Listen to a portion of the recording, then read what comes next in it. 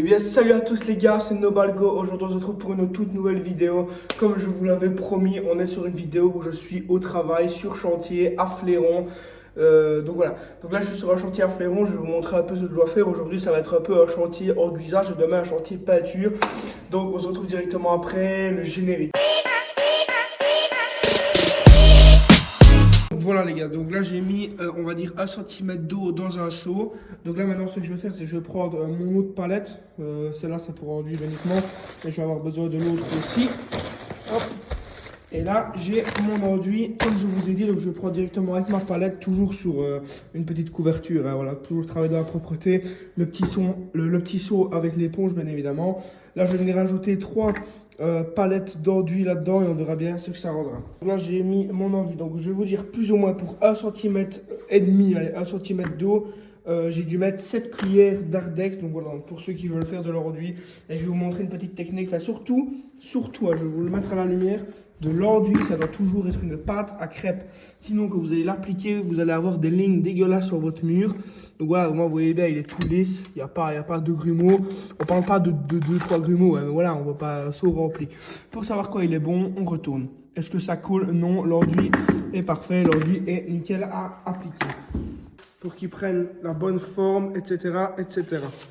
Hop, je vais faire ça pour une petite minute. Jusqu'à ce que l'enduit soit bon à appliquer. Donc moi j'ai joué ici avec mon enduit. Donc là maintenant ce que je vais faire c'est je vais venir l'appliquer sur mon mur, donc sur ma tâche. Voilà les gars, donc là j'ai essayé d'appliquer mon enduit correctement sur ma fissure. Voilà, on essaie de faire toujours du mieux qu'on peut sur les cas comme ça, parce que c'est pas vraiment un truc à réparer, c'est plus pour essayer de cacher les 2-3 mm qu'il y a entre le mur, pour essayer comme d'avoir une surface assez plate, de façon après on va le reponcer. Donc généralement dans les révisions comme ça on n'est jamais directement parfait quoi. Enfin il y aura peut-être une passe, on verra bien. Vous pouvez le voir, j'ai appliqué mon enduit. Comme je vous ai dit, c'est pas appliqué de fou. Mais bon voilà, on essaie juste de ne pas avoir des différences, etc. Juste de l'appliquer pour reboucher les 2 cm que je vous ai dit entre la fissure qu'on voit là et le mur.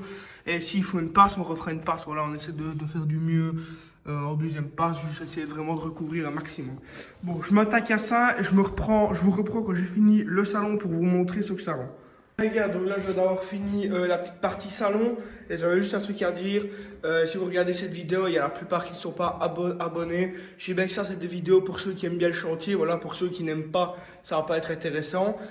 Mais bon voilà, n'hésitez pas à mettre la petite cloche et l'abonnement et un petit commentaire, ça ferait super plaisir. Comme je viens de vous le dire, là j'ai fini mon mur, ouais, donc j'ai fait de mon mieux, j'ai essayé de faire une première surface quand même clean, assez clean.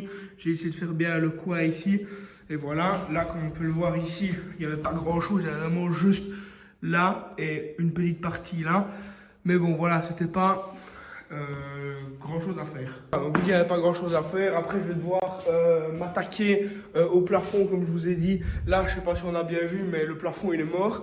Et dans le couloir là comme je vous avais montré, ça résonne énormément. Il y a pas mal de révisions à chaque coin.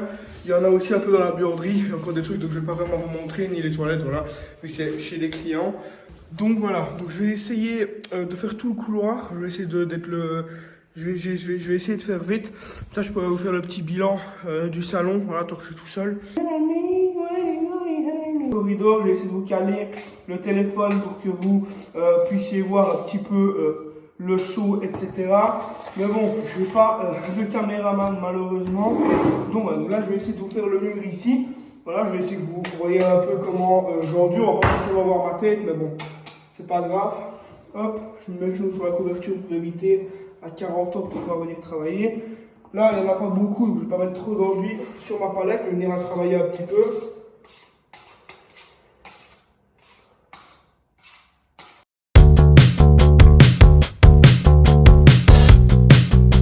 De racler un maximum sur toute la palette comme ça, et ce qui reste là sur les côtés ça ne sèche pas et ça ne se mélange pas à votre enduit tout frais comme ça. Je vais aller un maximum dans le coin et je vais venir tirer mon enduit comme je peux, hop, pour le mettre un maximum comme il faut. Donc au début moi j'aime bien, je charge comme un porc et après je vais racler comme il faut en appuyant du côté où je ne passe pas. Voilà, donc là je vais appuyer vers le bas pour pas que ça me fasse une ligne comme ça au milieu de mon ordi. Vous voyez, donc là je vais arriver, hop.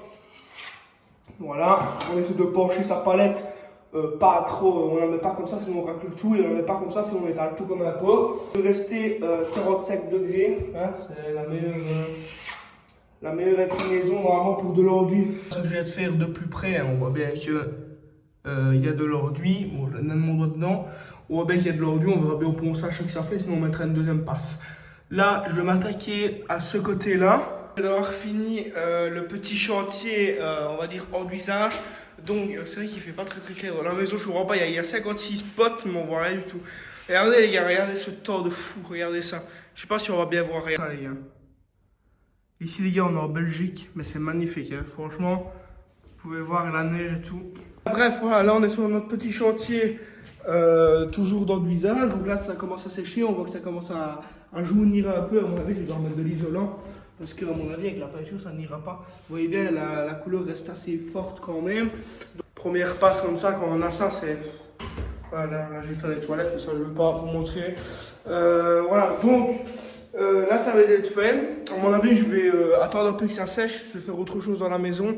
Voilà les gars, donc là mon enduit est sec, vous voyez bien, ça reste exactement pareil qu'au début. Donc à mon avis, on se mettrait une petite couche d'isolant. Donc j'espère que vous avez kiffé cette vidéo. Comme je le répète, c'est plus pour ceux qui aiment bien les travaux, pour ceux qui voulaient voir un peu un chantier enduisage, etc. Moi c'est pas vraiment un chantier enduisage, c'est plus des révisions de ça sur les murs.